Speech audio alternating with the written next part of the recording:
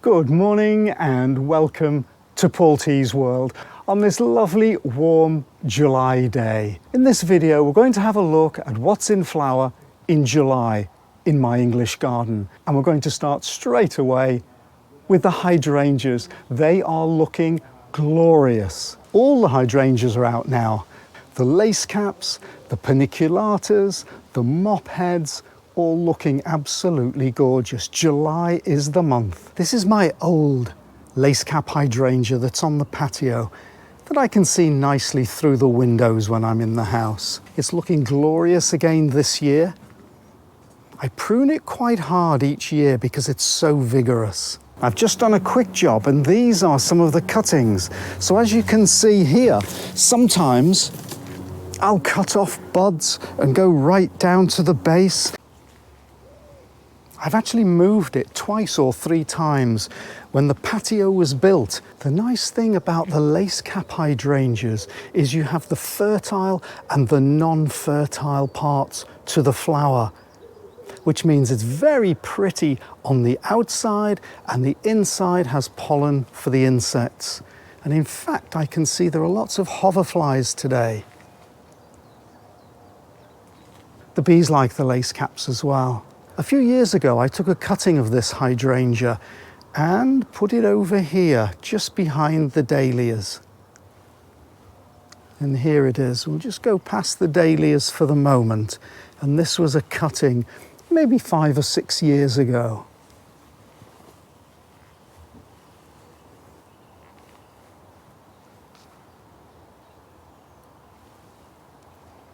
And it's just next to the tree lilies. They've grown another 2 or 3 feet this year. They're going to look great in another few weeks. The dahlia bed is looking nice and full. The first flowers have started, and indeed I've started deadheading already. In fact, this needs deadheading, doesn't it? The more you deadhead these dahlias, the more they're going to keep flowering. Oh, and there's a nice hoverfly on that dahlia. I like the open dahlias because the bees like them. Yeah, it's quite a morning for the hoverflies. There are 3 hoverflies on this, 5 hoverflies on this flower. What's pleasing about this dahlia bed is I just leave it over the winter and all the dahlias survive perfectly. In fact, this year, even though it was a particularly bad winter, by British standards anyway, I don't think I lost one single dahlia. Next to the dahlias, I've got the cannas. These are the Wyoming. Again, I left the cannas in over winter.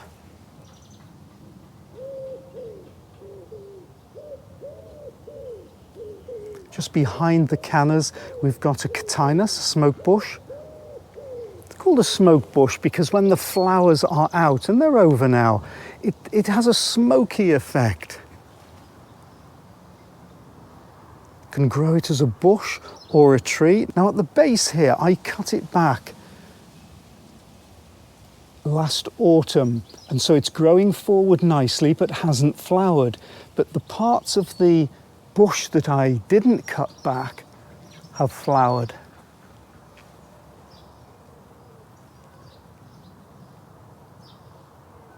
Let me introduce you to the paniculatas of the front garden. They are looking magnificent. I think this is their 3rd summer when I bought them as fairly small plants from a specialist hydrangea grower. And they're all in glorious flower right now.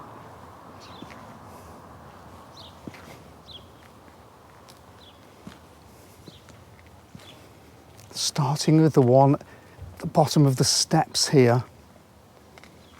I forget the exact name of some of these because every single one is different. And what I like about these, we can see a honeybee right here. These are like a lacecap in many ways, aren't they? They've got the sterile florets and they've got the parts of the flower that are giving the pollen. So bees like these.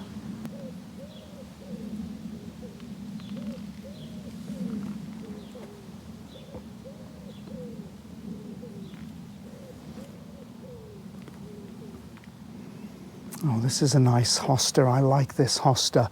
If there's a hot summer, it does bleach out a little bit, and indeed it's just started, but it's very pretty, that one. I like the ones with yellow bordered by green.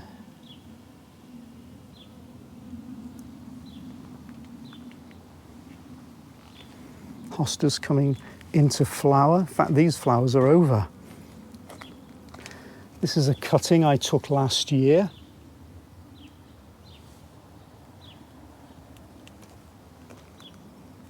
Here's the pink diamond.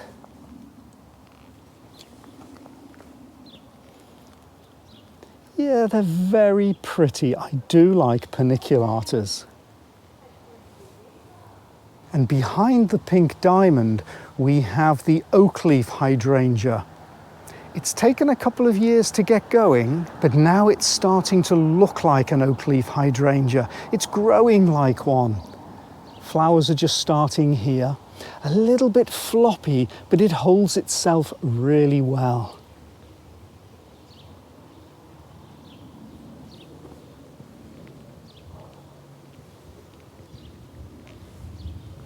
This one's a little later.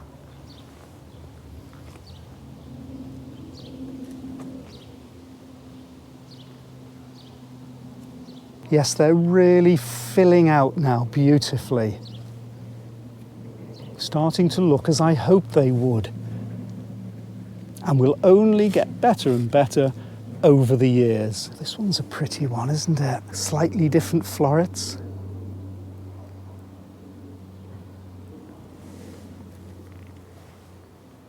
And the quickfire.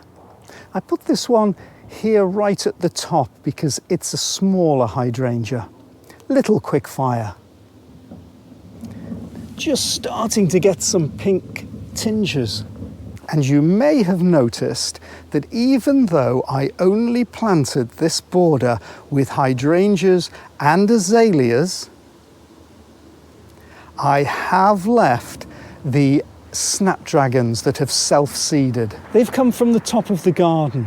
So they've come all the way down the path and they've come as far as here.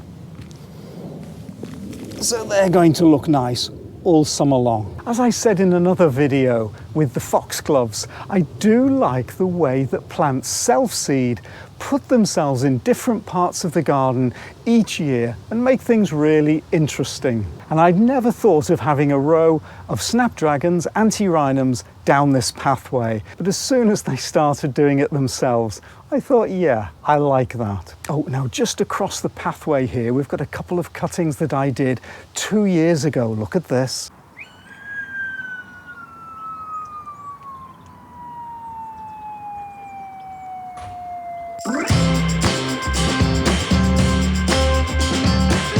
Aren't they pretty?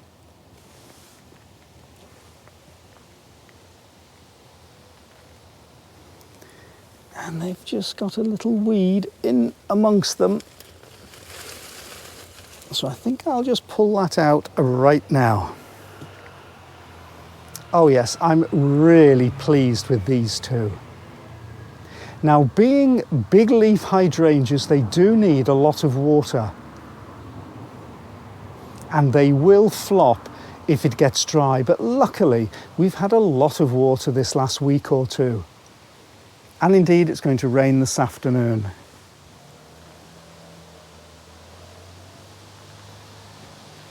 The variegated Weigela is growing nicely. It flowered earlier on in the year. I cut it back and now look at the new stems. And behind it, I've got the Zorro, another lacecap hydrangea.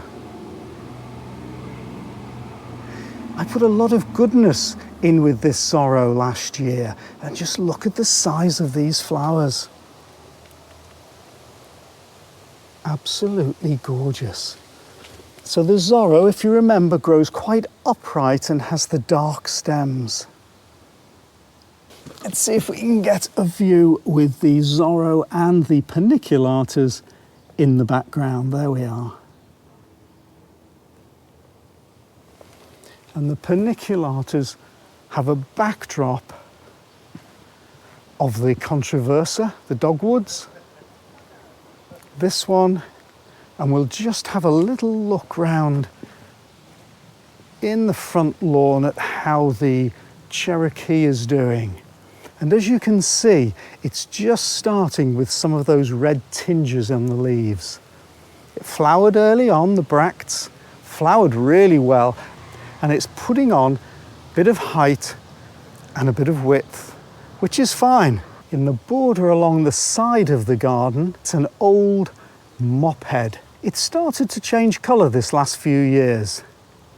It's still got some pink, but it's going quite blue. And so we've got definite pink ones and blue ones. Now in the past, the same bloom would have part blue and part pink, but now it seems to be one or the other. Oh, and behind it I've got 3 more tree lilies. I bought these as bulbs about 4 years ago. Just before we move over to the penstemons, let's just have a look at the little display from this side of the paniculata hydrangeas and the lacecap hydrangea behind.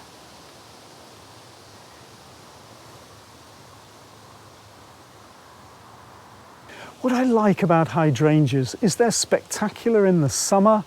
The blooms can be left on, particularly the mopheads, right over the autumn and winter and can look very interesting.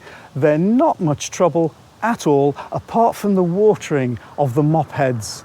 Let's have a look at the penstemons, see how they're doing.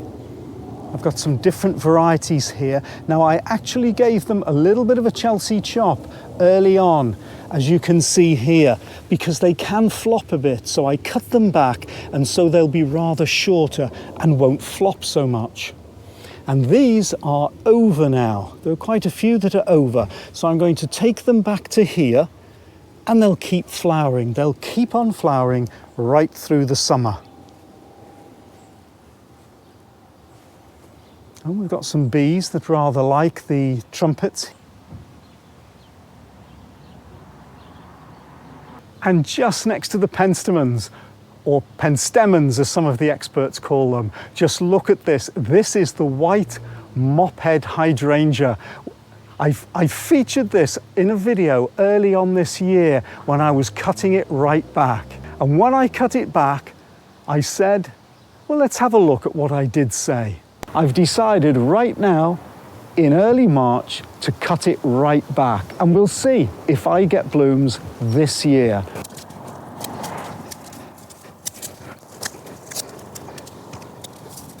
There we are.